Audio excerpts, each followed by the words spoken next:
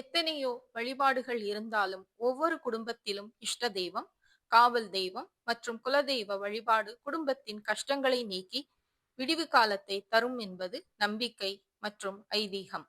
300 வருடங்களுக்கு முன்பு 2 மரங்கள் காவல் தெய்வமானது எப்படி, இஷ்ட தெய்வமானது எப்படி, குலதெய்வமானது எப்படி என்று பார்த்தால் ஆச்சரியங்களும், குறிப்பாக பெண்களுக்கு அனுகிரகம் தரும் காவல் தெய்வமாக 2 மரங்கள் என்பதுதான் கேள்விக்குறி. காவல் தெய்வம் வழிகாட்டுவது மட்டுமல்ல, குடும்பங்களை காக்கும் குலதெய்வமாகும். இப்பொழுது நகர்ப்புறமாக மக்கள் நடமாட்டம் உள்ள பகுதியாக மாறிவிட்டாலும் இறை சக்தி மாறுவதில்லை என்பதற்கு நாம் காணும் இரட்டை மரங்கள்தான் காவல் தெய்வம். ஒரு பனை மரமும் ஒரு ஈச்ச மரமும் இணைந்து வளர்ந்து தெய்வமாக காட்சி தரும் இடம்தான் சென்னை தாம்பரம் அஸ்தினாபுரம் பஸ் நிலையத்திற்கு மிக அருகில் உள்ள ஓம் ஸ்ரீ மகாசக்தி முனீஸ்வரர் ஆலயம். முனீஸ்வரர் வழிபாட்டிற்கு ஞாயிற்றுக்கிழமை மிகவும் உகந்த நாள். குறிப்பாக மதியம் 12 மணி சூரியன் உச்சத்தில் இருக்கும்போது பூஜை செய்வது மிகவும் சிறப்பு. மேலும் பலரும் வெள்ளி சனிக்கிழமைகளில் சிறப்பு பூஜைகள் செய்வார்கள். அமாவாசை மற்றும் பௌர்ணமி நாட்களிலும் சிறப்பு வழிபாடுகள் நடைபெறும்.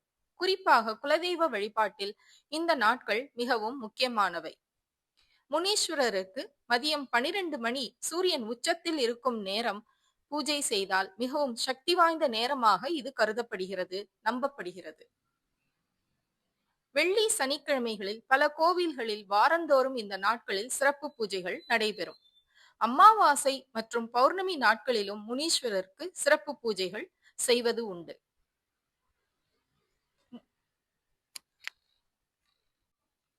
முனீஸ்வரன் பூஜைக்கு மஞ்சள், குங்குமம், சந்தனம், பூக்கள், ஊதுவத்தி போன்ற பொருட்களை வைத்து காலை அல்லது மாலை நேரத்தில், குறிப்பாக ஞாயிற்றுக்கிழமை மதியம் 12 மணிக்கு எளிமையான முறையில் விளக்கேற்றி வழிபடலாம். பச்சரிசி, வாழைப்பூ வடை, பழங்கள் நைவேத்தியமாக வைத்து பூஜை முடிந்ததும் அக்கம் பக்கத்தினருக்கு பிரசாதமாக விநியோகிக்கலாம். வாரத்தின் கடைசி நாள் நாம் முனீஸ்வரனை வணங்குவதால் நமக்கு என்னென்ன நன்மைகள் நடக்கும்? குறிப்பாக முனீஸ்வரன் கோவிலுக்கு சென்று அங்கு எலுமிச்சம்பழத்தை நம் தலையை சுற்றி உடைப்பதால் நமக்கு என்னென்ன நன்மைகள் எல்லாம் நடைபெறும் என்பதை பற்றி நாம் இந்த பதிவில் பார்க்கலாம். பொதுவாக முனீஸ்வரர் என்றால் யார் என்று நாம் கேட்டால் நம் முன்னோர்கள் என்று சொல்வார்கள். அதற்கு காரணம் உண்டு. நம்முடைய ஊரையும் நம் குலத்தையும் காத்து அந்த மகா முனீஸ்வரர் என்று நம் தாத்தா பாட்டிகள் நம்மிடம் சொல்லி நாம் கேள்விப்பட்டிருப்போம். அப்படிப்பட்ட முனீஸ்வரனை நாம் எப்படி வணங்க வேண்டும் என்பதை பற்றியும், வணங்கினால் நமக்கு என்னென்ன நன்மைகள் எல்லாம் நடைபெறும் என்பதை பற்றியும் நாம் இந்த பதிவில் பார்க்கிறோம். முனீஸ்வரனுக்கு பிடித்தமான பொருளை எல்லாம் வாங்கி கொண்டு கோவிலுக்கு முதலில் செல்ல வேண்டும். அது என்ன பிடித்தமான பொருள்கள் என்று பார்த்தால் மஞ்சள், குங்குமம், வெற்றிலைப்பாக்கு, பூ, எலுமிச்சை பழம் 5, சுருட்டு, பொறி, நீர்க்கட்டி மற்றும் கற்பூரம். முனீஸ்வரருக்கு பிடித்தமான பூஜை பொருளை எல்லாம் வாங்கி கொண்டு கோவிலுக்கு முதலில் செல்ல வேண்டும். பிறகு அங்கு இருக்கக்கூடிய பூசாரியிடம் பூஜை பொருளை கொடுத்து முனீஸ்வரனை பூஜை செய்யும்படி சொல்லி பூஜை நடக்கும் போது மனதார முனீஸ்வரனை வேண்டிக் கொள்ளலாம். முடிந்தால் எலுமிச்சை பழ மாலையை உங்கள் கைகளாலேயே கோர்த்து மாலையாக தயாரித்து முனீஸ்வரனுக்கு சாற்றுவதன் மூலம் உங்களுக்கு என்னென்ன பலன்கள் வேண்டுமோ, என்னென்ன வரங்கள் வேண்டுமோ அத்தனையும் உங்களுக்கு கிடைக்கும். முனீஸ்வரனை குறிப்பாக ஞாயிற்றுக்கிழமைகளில் நாம் ஏன் வணங்க வேண்டும் என்றால், ஞாயிற்றுக்கிழமை முனீஸ்வரனுக்கு உகந்த நாள். அதாவது ஞாயிற்றுக்கிழமை முனீஸ்வரனை வணங்க முனீஸ்வரன் கோவிலுக்கு சென்றால் நம் உடம்பில் இருக்கக்கூடிய எதிர்மறை எண்ணங்கள் அத்தனையும் விலகி ஓடும். நம்மை சுற்றி இருக்கக்கூடிய கண் திருஷ்டிகள், கல்லடி பட்டாலும் கண்ணடி படக்கூடாது என்று சொல்வார்கள். நம் மீது அந்த திருஷ்டிகள் எல்லாம் இருந்தாலும் அது அத்தனையும் அகற்றப்பட்டுவிடும். குறிப்பாக வீட்டில் தீய சக்திகள் ஏதாவது இருந்தால் அதுவும் துரத்தி அடிக்கப்படும். அதனால் தான் குறிப்பாக ஞாயிற்றுக்கிழமைகளில் முனீஸ்வரன் கோவிலுக்கு செல்ல வேண்டும் என்று சொல்கின்றோம். முனீஸ்வரனை வணங்கிவிட்டு ஒரு எலுமிச்சை பழத்தை இடது கையில் எடுத்துக்கொண்டு உங்கள் தலையை 3 முறை, வலதுபுறமாக 3 முறை, இடதுபுறமாக 3 முறை நேராக சுற்றிவிட்டு உங்கள் இடது காலில் மிதிக்க வேண்டும். இப்படி செய்வதன் மூலமாக நம்மை பிடித்து கொண்டிருக்கும் எதிர்மறை எண்ணங்கள் அனைத்தும் விலகி ஓடும். வேண்டுமென்றால் ஒரு முறை செய்து பாருங்களேன், உங்களுக்கே அதனுடைய பலன்கள் நன்றாக தெரியும். நீங்கள் முனீஸ்வரனிடம் வேண்டுதல் வைக்கப் போகிறீர்கள் என்றால்,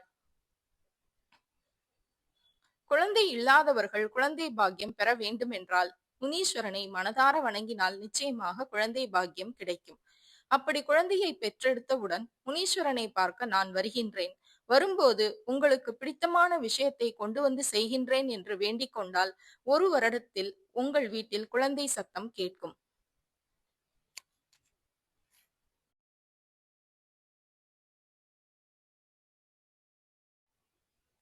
பில்லி, சூனியம், ஏவல் எதுவாக இருந்தாலும் முனீஸ்வரனிடம் சென்று வணங்கி அவருக்கு எதிரில் இருக்கக்கூடிய சூலத்தில் நம் தலையை சுற்றி எலுமிச்சை பழத்தை அந்த சூலத்தில் குத்தும்போது அத்தனை பில்லி, சூனியம், ஏவல் ஒழிந்து போகும் என்பது ஐதீகம். குழந்தை இல்லாதவர்கள் முனீஸ்வரனிடம் வேண்டி குழந்தை பாக்கியம் கேட்டால் நான் நிச்சயமாக உனக்கு வேண்டியதை செய்வேன் என்று வேண்டினால் குழந்தை பாக்கியம் கிடைக்கும். உடல் ரீதியான எந்த ஒரு நோயாக பிரச்சனையாக இருந்தாலும் முனீஸ்வரனை மனதார வேண்டினால் நிச்சயமாக நோய்கள் தீரும் என்பதும் நம்பிக்கை. 2 மரங்களாக காட்சி தரும் ஸ்ரீ மகாசக்தி முனீஸ்வரர் பெண்களின் காவல் தெய்வம். 300 ஆண்டுகளுக்கு முன்பு விவசாயம் செழிக்கும் பகுதியாக இருந்த ஹஸ்தினாபுர கிராமம். இங்கே இரவு நேரங்களில் பயணிக்கும் பெண்கள் தங்களது குறைகளை வேண்டி பொங்கலிட்டு வழிபாடு செய்யும் திருத்தலம். தனியாக இரவு நேரங்களில் செல்லும் பெண்களுக்கு வெள்ளை குதிரையில் காவலாக வருவாராம் ஸ்ரீ மகாசக்தி முனீஸ்வரர் என்பது முன்னோர்கள் கூற்று. செவிவழி செய்திகளும் தெரிவிக்கின்றன. அஸ்தினாபுரத்தில் ஸ்ரீ மகாசக்தி முனீஸ்வரர் காவல் தெய்வம் மட்டுமல்ல, இப்பகுதி மக்களின் குலதெய்வமாகவும் வெள்ளிக்கிழமை மற்றும் ஞாயிற்றுக்கிழமைகளில் பெண்கள் குடும்பத்துடன் வந்து பொங்கலிட்டு முனீஸ்வரரை வணங்கி வழிபடுவதுண்டு.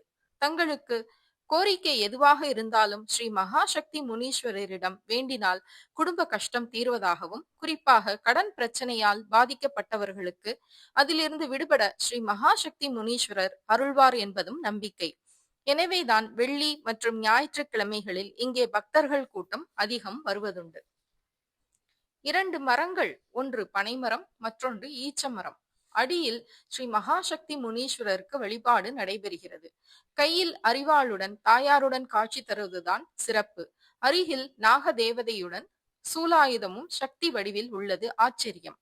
பக்தர்களின் கனவில் தோன்றி வழிகாட்டும் ஓம் ஸ்ரீ மகாசக்தி முனீஸ்வரரை கோவில் நடை காலை 8:30 மணி முதல் 12 மணி வரையிலும், மாலை 15 மணி முதல் 8:15 வரையிலும் திறந்திருக்கும். ஓம் ஸ்ரீ மகாசக்தி முனீஸ்வரருக்கு மஞ்சள், குங்குமம், தேங்காய், பழம், எலுமிச்சைம்பழம், பூ, வெற்றிலை பாக்கு வைத்து வழிபடலாம். தொடர்ந்து 9 வாரம் வெள்ளி அல்லது ஞாயிற்றுக்கிழமைகளில் வழிபடுவது கடன் பிரச்சனைக்கும், திருமண தடை, குழந்தை பாக்கியம் பெற, தீராத நோய் தீர்க்கும் என்பதும் மக்களின் பொதுவான நம்பிக்கை. எனவே குறிப்பாக கடன் பிரச்சனை உள்ளவர்கள் பழமையான ஸ்ரீ ஓம் மகாசக்தி முனீஸ்வரரை வழிபட்டு பயனடைய வேண்டும் என்று வணங்கி வேண்டி கேட்டுக்கொள்கிறோம். கடன் பிரச்சனை தீர்க்கும் ஓம் ஸ்ரீ மகாசக்தி முனீஸ்வரர் ஆலயம் தாம்பரம் அருகில் உள்ள அஸ்தினாபுரம் பஸ் நிலையத்திலிருந்து மிக அருகில் உள்ளது.